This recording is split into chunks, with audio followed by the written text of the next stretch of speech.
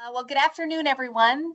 I hope that music kind of pumped you up to learn about the travel disclosure rules over lunch today.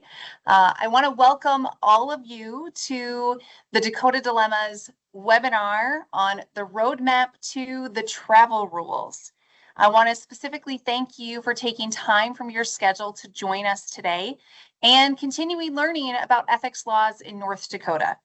So just a little bit of historical perspective. In 2024, the Commission created the Dakota Dilemmas webinar series for the purpose of educating the public, lobbyists, candidates for office, and state officials about the Commission and how it meets its constitutional obligations. So since 2024, the Commission has hosted 5. This is now our 6th Dakota Dilemmas webinar.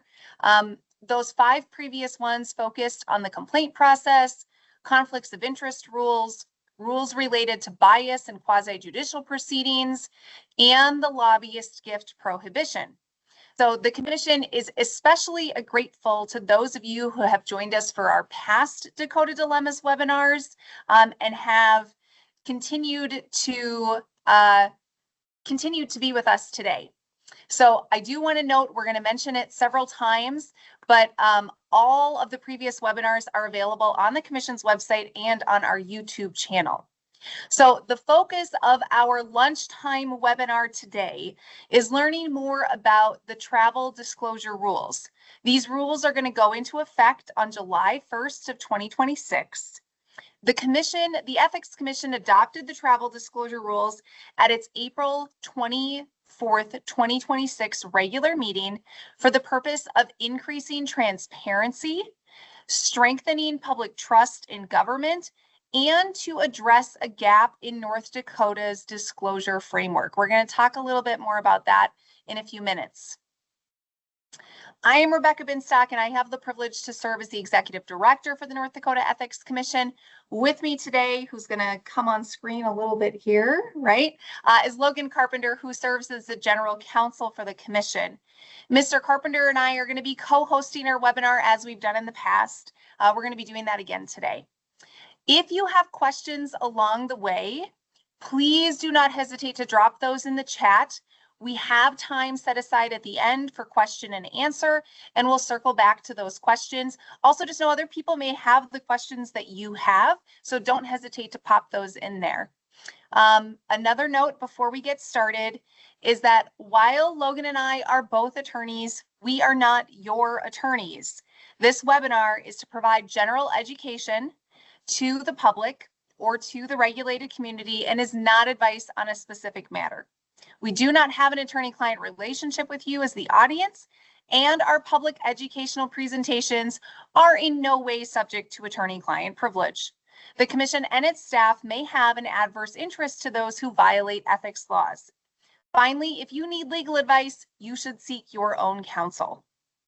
So with those kind of introductory information, let's dive into the content for today. Before we get started into our substantive content, we want to, once again, if you're coming back, introduce you to our commissioners. Keep in mind, commissioners are appointed by consensus agreement of the governor, the Senate Majority Leader, and the Senate Minority Leader. The current commissioners are Acting Chair Ron Goodman of Oaks, Commissioner Pam Sharp of Bismarck, Commissioner Mark Western of West Fargo, and Commissioner Jared Hubrights of Mandan. You will also notice that there is currently a vacancy on the commission. You got a little question mark with a to be determined there. The governor, Senate Majority Leader, and Senate Minority Leader are currently going through the process to select the commission's 5th commissioner. So with that, just wanted to have you guys meet the gang.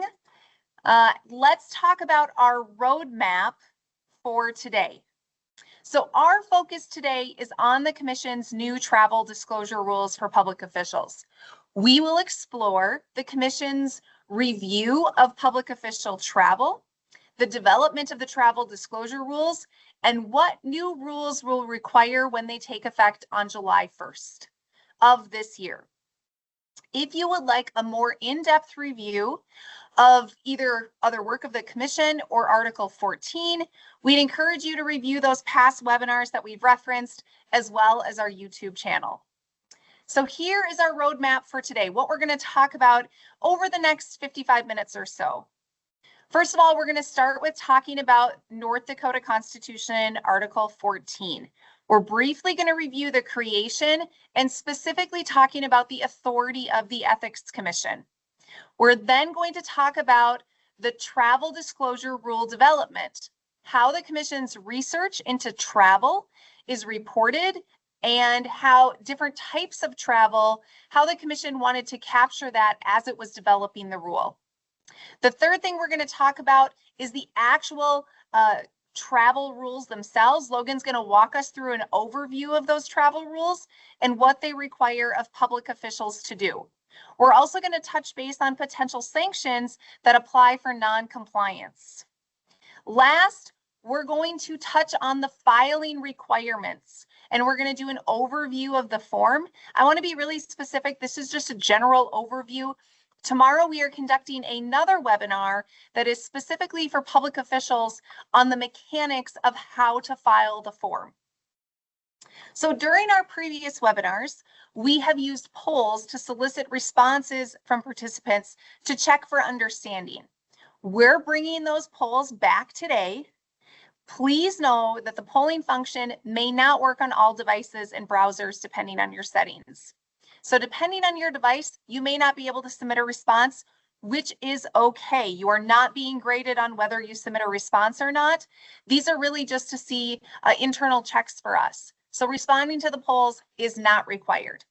So let's dig into our substantive content for today and talk briefly about how we get to have a North Dakota Ethics Commission.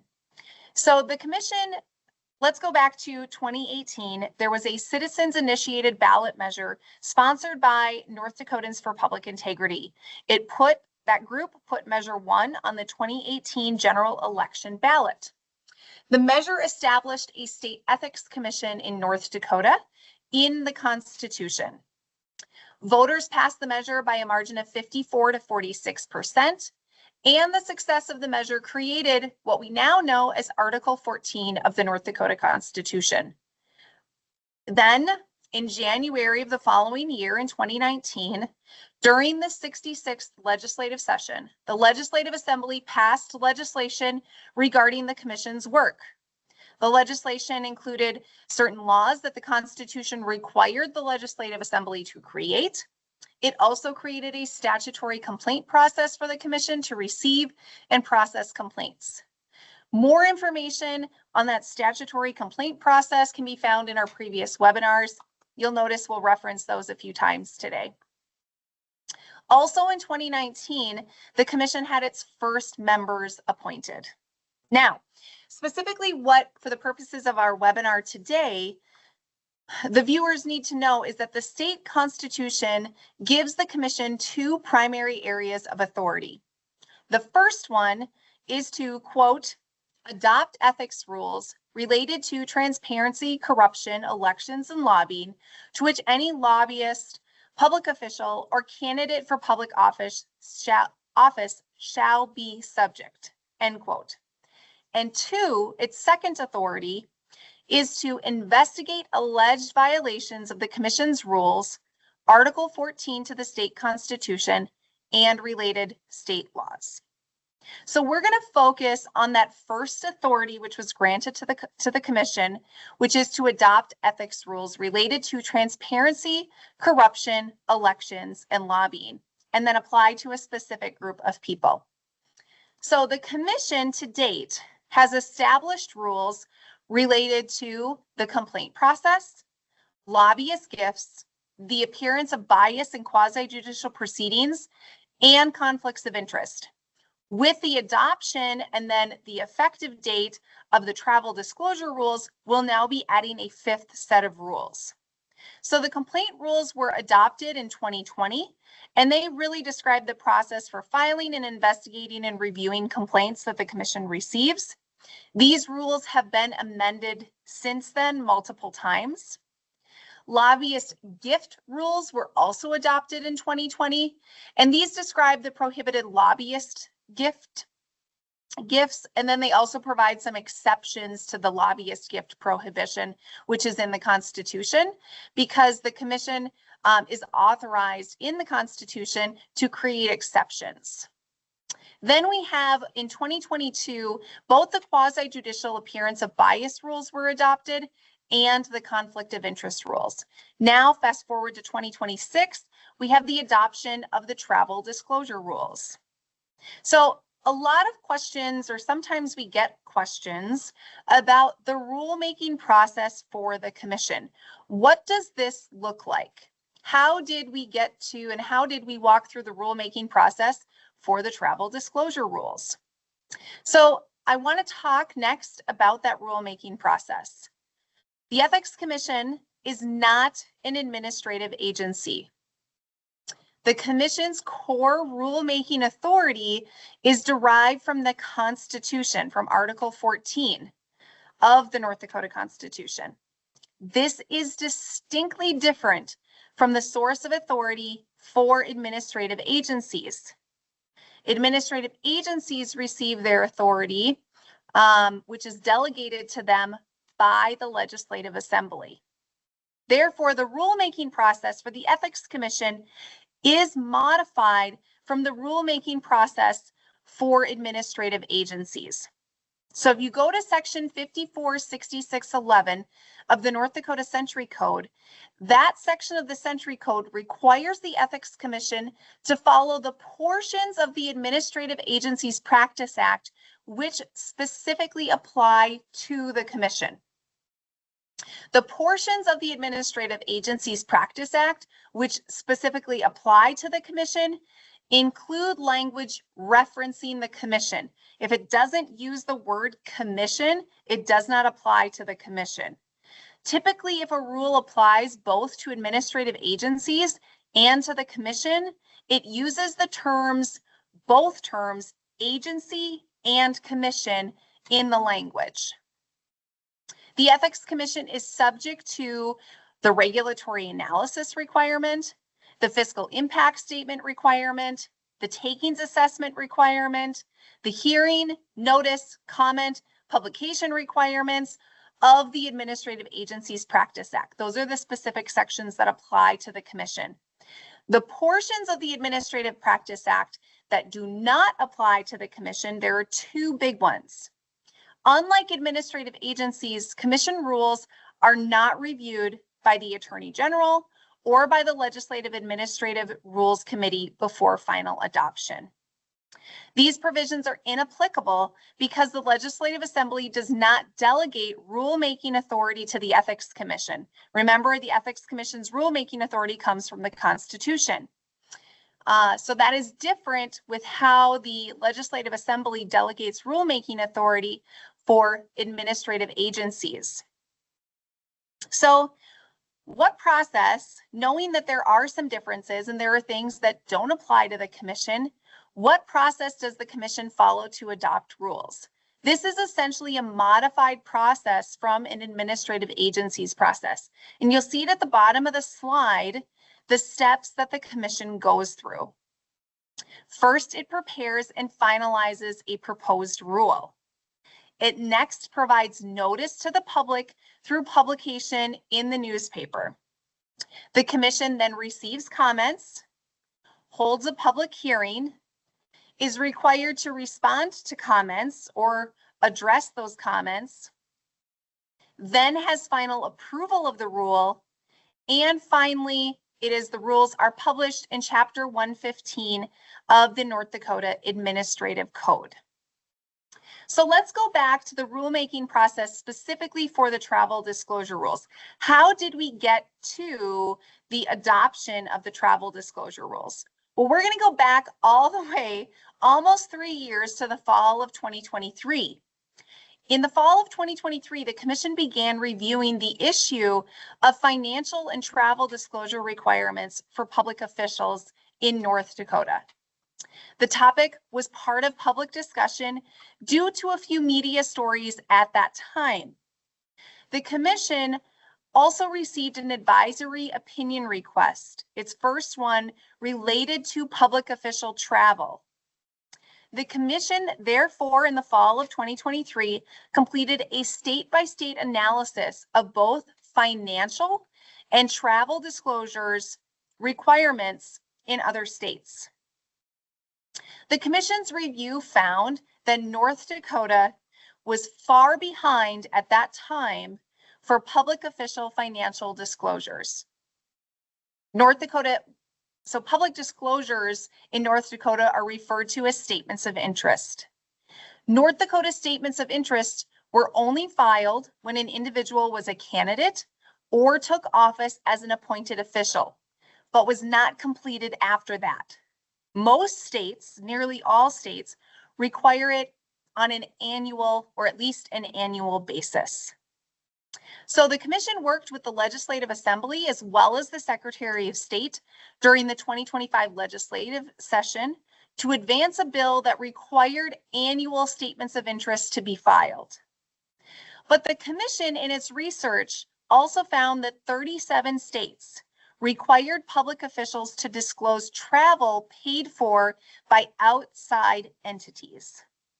Some of which were required to disclose, some of them had to disclose that on their annual financial disclosure forms, or what we call a statement of interest. So because travel information was not and is not required on the statement of interests that are filed in North Dakota, the commission moved forward with drafting and adopting what it now calls travel disclosure rules. So that really gives you kind of the historical perspective of how the commission got to the travel disclosure rules. So when we talk about the rules, the commission was very careful in crafting the rule as it wanted to narrow in. As it was narrowing in on developing a rule, the commission was attempting and focused on avoiding duplication. The commission did not want public officials to report travel to the commission if it was already reported in a central area within the state system somewhere else. The commission learned that there are two main areas that are already reported where travel is already reported by public officials. One is through the State Enterprise Resource Planning System, in other words, PeopleSoft, and the Legislative Assembly's report on out-of-state meeting forms. So let's talk first about the state's Enterprise Resource Planning System, which I'm just going to call PeopleSoft. It may be something else someday, but for now it's PeopleSoft. This tracks when public officials request travel reimbursement or per diem through vouchers. It also tracks when travel is paid in advance by the state and its agencies. Think about booking tickets for a flight. The public can access some of this information through the state's checkbook on OMB's website. If you want to take time to check that out, it's very user-friendly. Additional information about this particular travel information can also be accessed through open records requests. If we look to that second main area that travel is already reported by public officials, it is the Legislative Assembly's report on out-of-state meeting forms. These forms track when legislators take travel that is paid out of Legislative Council's budget. It tracks when legislators travel to events funded by organizations that the Legislative Assembly also pays a membership fee to. This information can be accessed through an open records request as well. It is done on paper currently, so just to know.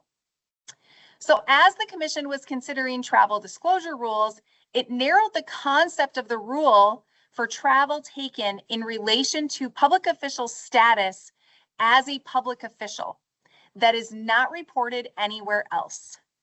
The commission later assigned the term to this type of travel as third-party funded travel. And we'll break that definition down and how it is defined later on in the slides. So some of the questions that we get is does this happen, or is this something that is frequent? So the commission in its work over the past few years has seen examples of travel that is otherwise unreported in a central location in a state system. The proposed rule was partially advanced by media reporting of a travel exchange program for state educators and legislators that traveled to Europe. However, the commission was also asked at that time to opine on whether travel invites to public officials or where public officials are receiving travel, flights, etc., are considered lobbyist gifts. There were a number of advisory opinion requests that came in regarding that type of travel. These forms of travel are otherwise unreported. So examples from advisory opinions include a trip to a soybean tour, an annual member meeting for an organization in Chicago, an automobile equipment show in Las Vegas, a trip to Israel funded by the Israeli government, and a sugar beet tour that happened by bus across state lines. So as the commission considered a proposed rule, it began drafting a rule and gathering input from stakeholders prior to even initiating the formal rulemaking process. The commission worked on the language of the rule for over a year before it had a proposed rule. Once it had a proposed rule, the commission sent out the required notice and began the rulemaking process on May 8th of 2025. The commission circulated the proposed rule to public officials and the public and requested input. The public hearing took place on July 14th. At that hearing, the governor, as well as the state legislator, provided comments to the commission. The commission also received comments during the required comment period. The commission considered all the comments following the conclusion of the comment period. The commission made revisions to the proposed rule, at its November 19th regular meeting. And although not required to do so, the commission at that point then circulated the revised version of the proposed rules for additional comment. During the additional comment period, the commission received more written comments than it did during the original comment period. The commission again considered the new comments, discussed potential revisions to the proposed rules. Eventually, on April 24th of 2026, the commission made slight revisions to the language of the proposed rules and moved for final adoption.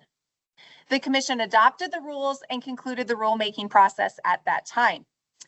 Based on the adoption date, which was April 24th of 2026, the rules become effective July 1st.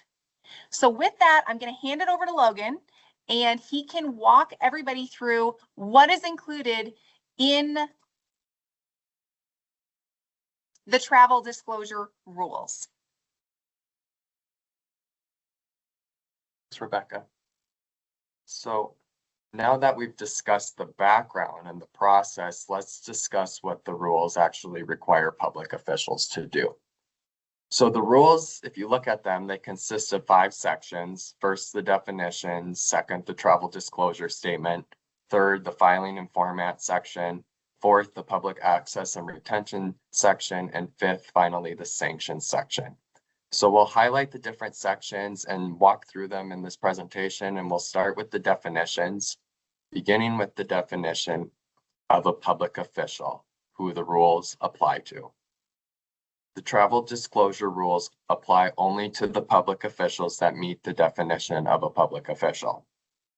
So based on that definition, public officials include elected or appointed officials in the executive or legislative branch, members of the Ethics Commission, members of the governor's cabinet, and employees of the legislative branch.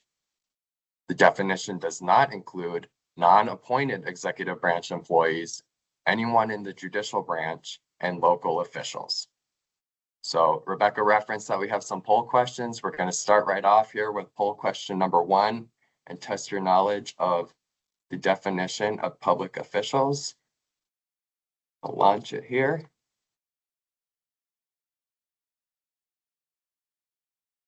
So poll question 1, Capital Escape Vacations LLC offers an all expenses paid vacation exclusively for burnt out state government officials and employees.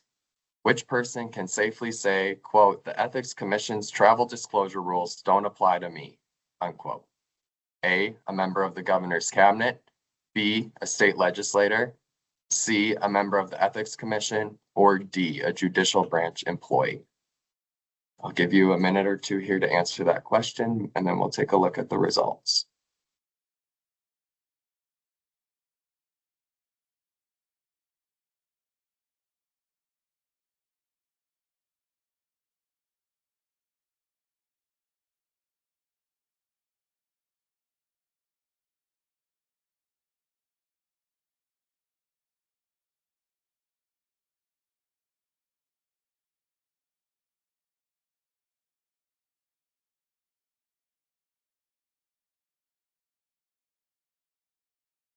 Okay, we got a few responses still rolling in. If you haven't submitted and want to, I'll give you about 10 more seconds here.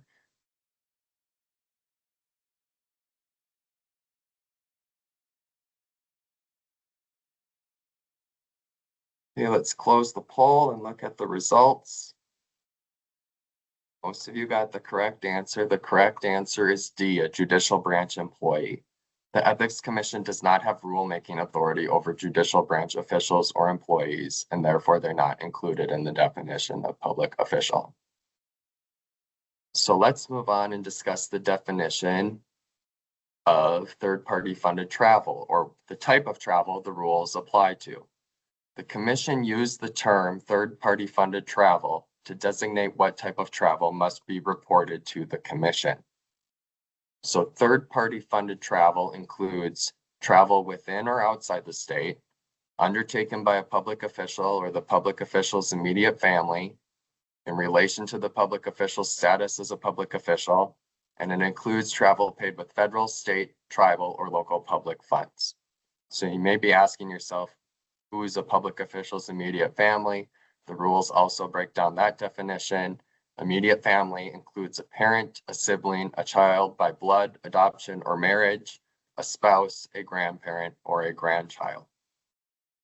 So we have another poll question here to start us off as we talk about third-party funded travel. I'm going to launch it here for you. So poll question 2, State Legislator Wyatt Badlands flies aboard Air Force One to the White House to participate in a roundtable discussion on the future of rural broadband. Legislator Badlands received the invitation due to his status as a public official, and the federal government pays for his travel. Does the trip fit the definition of third-party funded travel? Yes or no?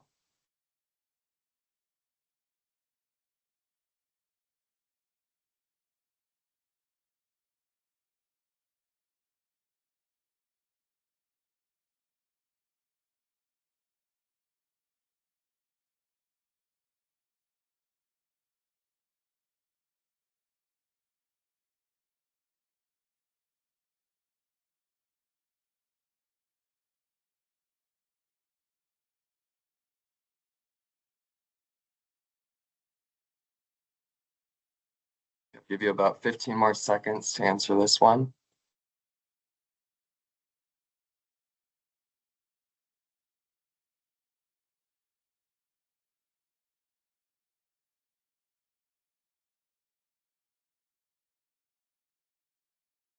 Close the poll and take a look. So 91% of you voted yes. That is the correct answer. Third-party funded travel includes travel paid with federal funds. And if you look at the question, the trip was taken in relation to Legislator Badland's status as a public official. Therefore, it's third-party funded travel. So let's move along and talk about what third-party funded travel does not include, because the Commission did create some exceptions to the definition. And you can see those in the rules if you take a look at the rules. So it does not include 5 things. First, travel taken unrelated to the public official status as a state public official. 2, travel paid with a public official's personal or campaign finances. 3, travel that is confidential under state law. 4, travel to actively support or oppose a candidate or political party. And 5, policy monitored travel. We'll break down the definition of policy monitored travel on the next slide, but for now, we have a couple of poll questions to test your knowledge of the other exceptions to third-party funded travel. So we'll start with poll question number 3, pulling it up now. Poll question 3, legislator Cheyenne River works for the local elementary school as a teacher when the Legislative Assembly is not in session. Legislator River and her teacher colleagues receive an invitation to attend a National Teaching Excellence Forum in Dallas with expenses paid by the National Association of Elementary School Teachers. Must Legislator River report the travel to the Ethics Commission? Yes or no?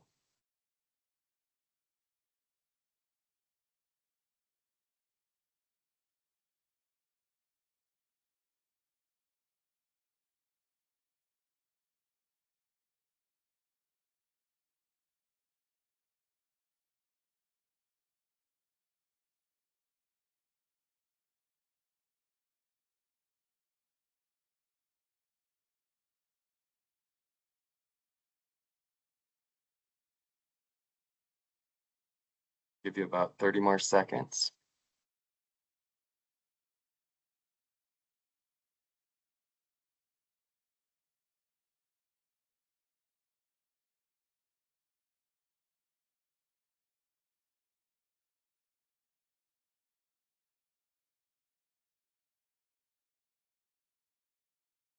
Okay, let's close the poll question and take a look here. 86% of you said no. That is the correct answer. The travel was not related to Legislator Rivers' status as a public official. Remember from the question, it was related to her status as an elementary teacher. She and her fellow elementary school teachers received the invitation as teachers. So we have one more poll question on this slide. I'm going to launch that one now too.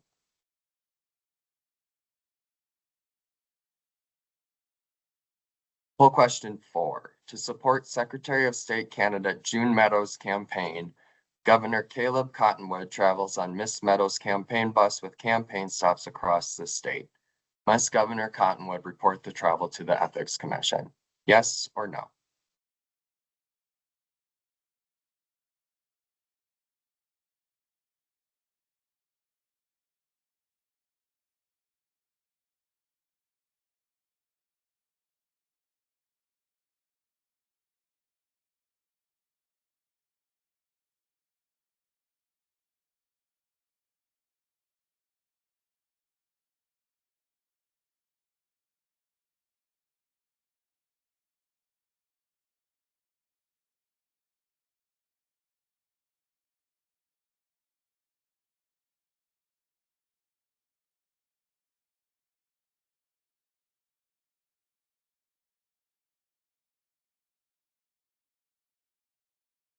I'll give you about 10 more seconds here.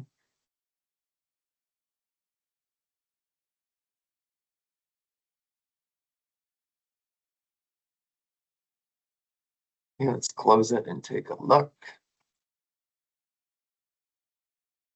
82% of you said no. That is the correct answer. Governor Cottonwood, from the question, is traveling to actively support Ms. Meadows' candidacy, which is excluded by the rule. You'll see exception number 4 there, travel to actively support or oppose a candidate. So remember how I said we'll come back to the definition of policy monitored travel. Let's talk about that now. Again, as Rebecca told you, the commission did not want to duplicate reporting for travel that is already reported elsewhere within the state system. The commission assigned a term to this type of travel and gave it the name policy monitored travel. Public officials do not need to report policy monitored travel to the Ethics Commission. So what does policy monitored travel include? It includes those 2 areas we briefly talked about earlier. 1, travel expenses reported within the state's enterprise resource planning system. Again, that's the technical term for PeopleSoft. That's where public officials report travel for reimbursement and to receive per diem. Travel paid in advance by the state is also tracked through this system. The second area that policy monitor travel includes is legislator travel reported on the Legislative Assembly's report on out-of-state meeting form. Again, the Legislative Assembly pays dues to organizations that in turn pay for legislators to attend educational meetings. The Legislative Assembly already requires legislators to fill out their internal form for these types of meetings. Therefore, the commission didn't want duplicated reporting to the commission. So in short, to sum it up, if travel is being reported directly into PeopleSoft or on the Legislative Assembly's report on out-of-state meeting form, it does not need to also be reported to the commission. So here we also have another poll question. It's our last poll question, but to test your knowledge of policy monitor travel. Poll question 5. The Legislative Assembly pays dues to the National Forum of State Lawmakers, NFSL. Legislator Bob Basin is invited to attend a conference on water law with travel expenses paid by the NFSL. The Legislative Assembly requires Legislator Basin to fill out its report on out-of-state meeting form when he returns. Must Legislator Basin also submit a travel disclosure statement with the commission? Yes or no?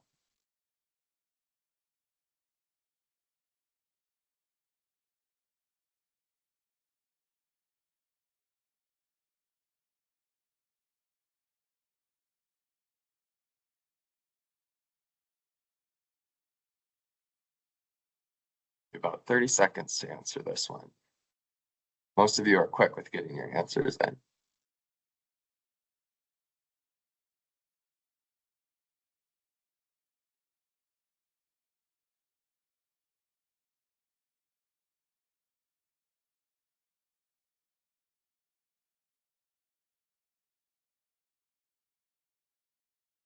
Okay, let's close the poll and see how we did here.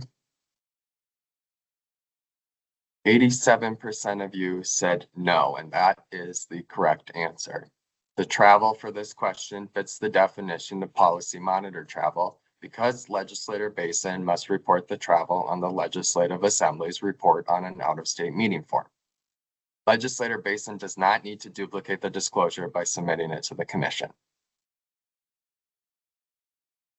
So now that we have covered who the travel rules apply to and what type of travel must be reported, let's discuss what goes on the travel disclosure statement and when. A public official must file a travel disclosure statement for third-party funded travel with the commission within 15 days following the conclusion of third-party funded travel. The statement must include the purpose of the travel, the destinations visited, the dates of the travel, the sources of funds used to finance all travel-related expenses, an estimate of the amount expended, or if known, the actual amount expended, whether the expenses were for air transportation, ground transportation, lodging, meals, entertainment, or other activities, and the number of accompanying immediate family members, if any. For this last one, please note it is just the number of immediate family members. It does not require disclosure of the names of the family members. The commission has created a web form with all the required information, and it walks you right through your submission. Public officials will use the web form to submit their travel disclosures, and it's pretty easy to use. You can fill it out on a smartphone. Tomorrow, we'll have a short webinar to walk through how to fill out the form and how to submit it and where to find it. So let's talk about sanctions. Recognizing that public officials, quote, shall be subject to the commission's rules, the commission included sanctions within the travel disclosure rules for when public officials violate them. The rules state, quote, the sanction may include non-monetary directives or an order to pay a penalty, unquote. So 2 examples of a possible non-monetary sanction could include a written warning or a letter of reprimand or a public admonishment. The commission modeled the monetary sanctions and the amounts off of the late fees for campaign finance statements and statements of interest in North Dakota Century Code 16.1-08.1-06.1. The rules provide collection mechanisms for monetary sanctions that provide the public official who violates the rules notice and an opportunity to respond. So the monetary sanctions that may apply include one, for filing a travel disclosure statement late or voluntarily amending it after the deadline. And the fee structure is within 6 days after the due date, $25, within 11 days of the due date, $50, after 11 days or thereafter of the due date, $100. Now, when an amendment is required because the travel disclosure statement was incorrect or incomplete, the commission will reach out and notify the public official in writing, and the public official will have 10 days to amend and correct the travel disclosure statement. After those 10 days have passed without the corrected travel disclosure statement, the following may apply. Within 6 days after the amendment was due, $50. Within 11 days after the amendment was due, $100. 11 days or thereafter, $200. So let's talk about one more possible type of sanction. If a public official knowingly fails to file a travel disclosure statement or knowingly falsifies information on the travel disclosure statement, a first violation, there's up to a potential $500 sanction. For a second and subsequent violation of knowingly failing to file or falsifying information, up to $1,000 may apply. Additionally, if warranted for effective deterrence, the commission may also collect all expenses from the public official it incurred in investigating a knowing violation according to the rules. The rules also state where that money, when collected, goes. Any monetary sanctions, when collected by the commission, must be paid to the state treasurer and placed to the credit of the general fund. So let's talk a little bit about the filing and format for the travel disclosure statement. As we talked about, the commission has established a standardized web form. Public officials will file their travel disclosure statement in this electronic format on the commission's website with the standardized form.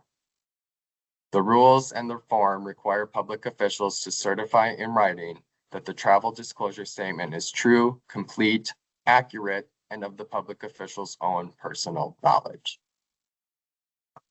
So once they're filed, where do they go? Let's talk about public access and retention.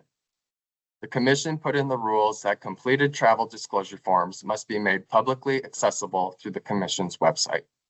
The commission will maintain completed travel disclosure statements for a complete calendar year for a period of 3 years thereafter. It will be similar to how the commission currently hosts conflict forms and meeting notices. So if you're looking for an example of what this may look like in July, go look at our conflict forms and meeting notices that have been filed. It'll be virtually identical. So I mentioned July. The commission adopted the rules on April 24th of this year. That gives the rules an effective date of July 1st, 2026. The commission expects it will receive the first completed travel disclosure statements around the middle of July, given the 15-day timeframe to complete travel disclosure statements. But we did actually get one early from a public official. So shout out to that public official for being early with your travel form and being the first one. So we want to talk a little bit about advisory opinions. If a public official has questions regarding a specific trip, the public official may consider requesting an official advisory opinion from the commission. The statute that created advisory opinions gives an individual who relies on an advisory opinion issued by the Ethics Commission that they may not be subject to ethical, civil, or criminal penalties, provided the individual acts in good faith and the material facts surrounding the public official's action are substantially the same as the conduct presented in the advisory opinion. If you're looking for more information on advisory opinions, we'd invite you to check out our website, and you can read our quick guide and learn how to submit a request and what requests entail. So with that, I'll hand it over to Rebecca.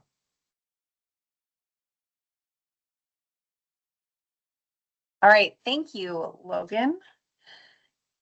Just a quick few things before we jump to our questions.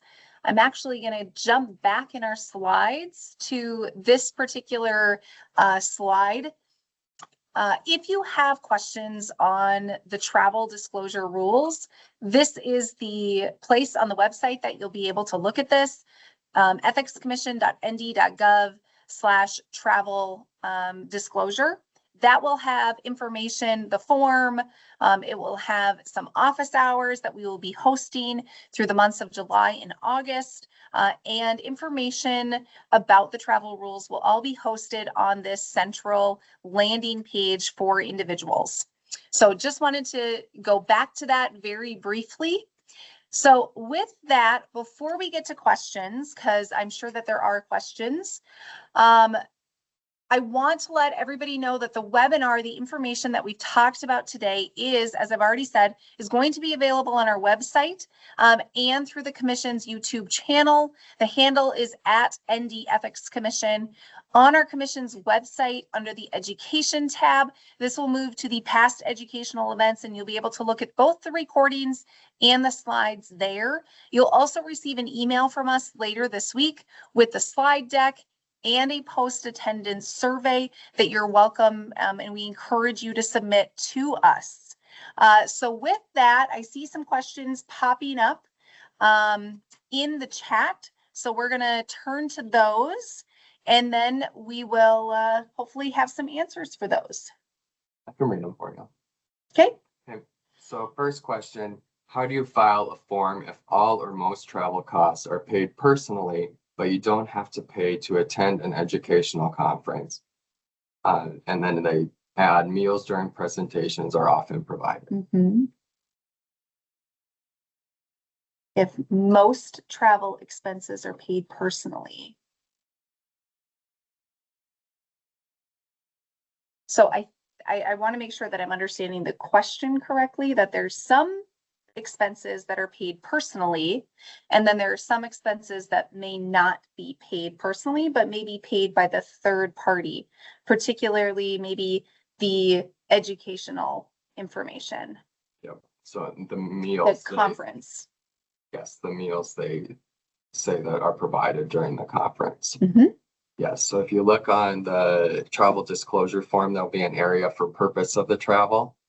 Logan's off screen You right can now. note what expenses are paid. You can make a note in there that things were paid personally, and these are the only expenses that we're reporting in alignment with the travel disclosure rules. So you can make that note as you submit your travel disclosure form. And they'll be able to select what types of expenses were paid in the form. Is that correct, Logan?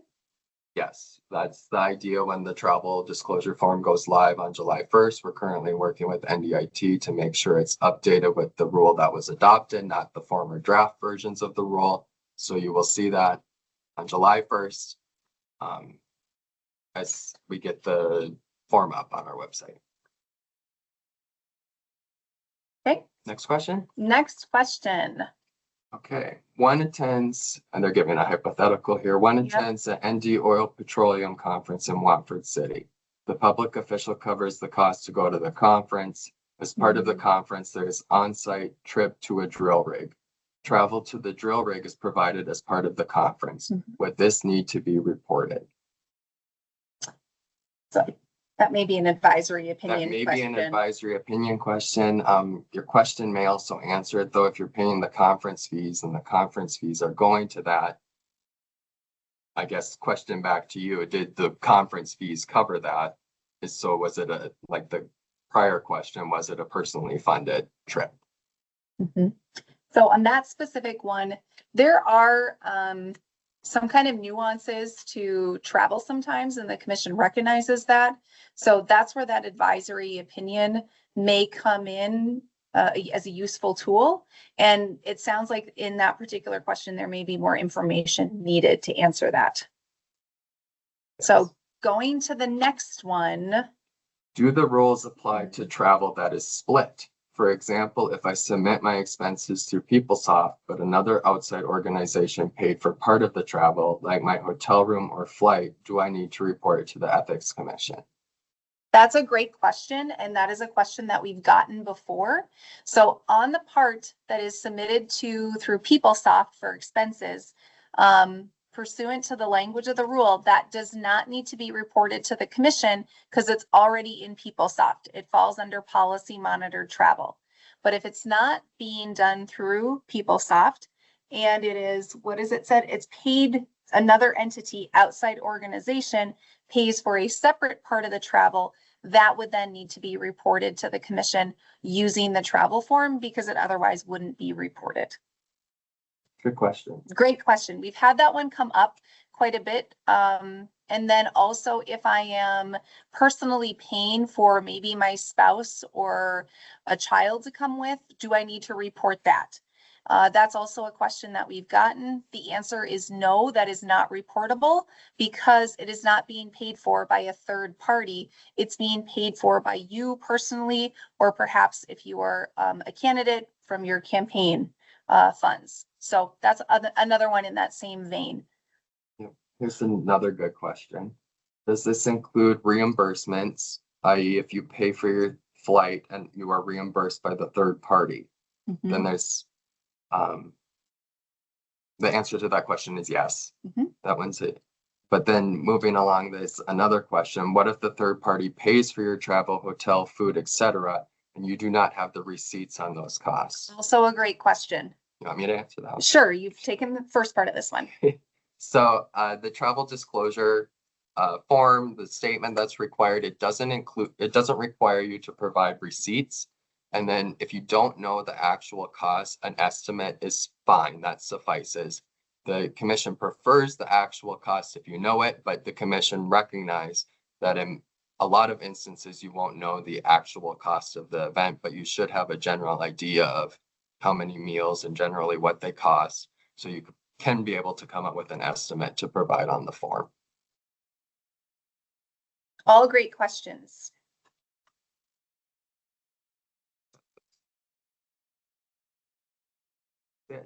Any other questions, please drop them in the chat. Yep, we'll just give you maybe a minute or two here to see if anybody else has anything else before we conclude for the day.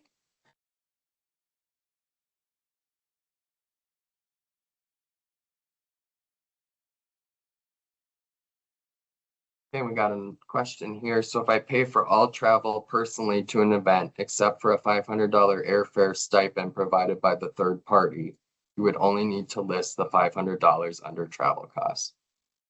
Correct. Yes. Yes.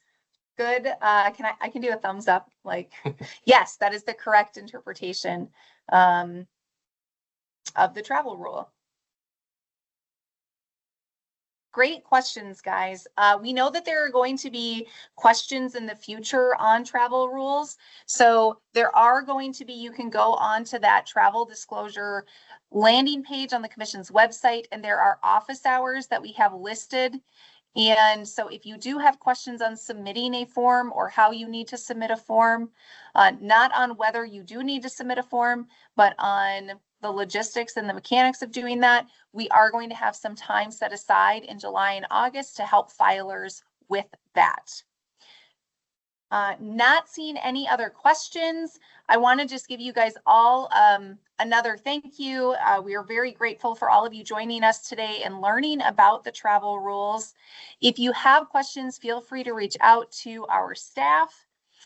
You can also visit our website, sign up for our mailing list so you can learn about and get notices of future Ethics Commission Dakota Dilemmas webinars. And just thank you for coming along and spending your lunch hour with us today. So we appreciate all of you.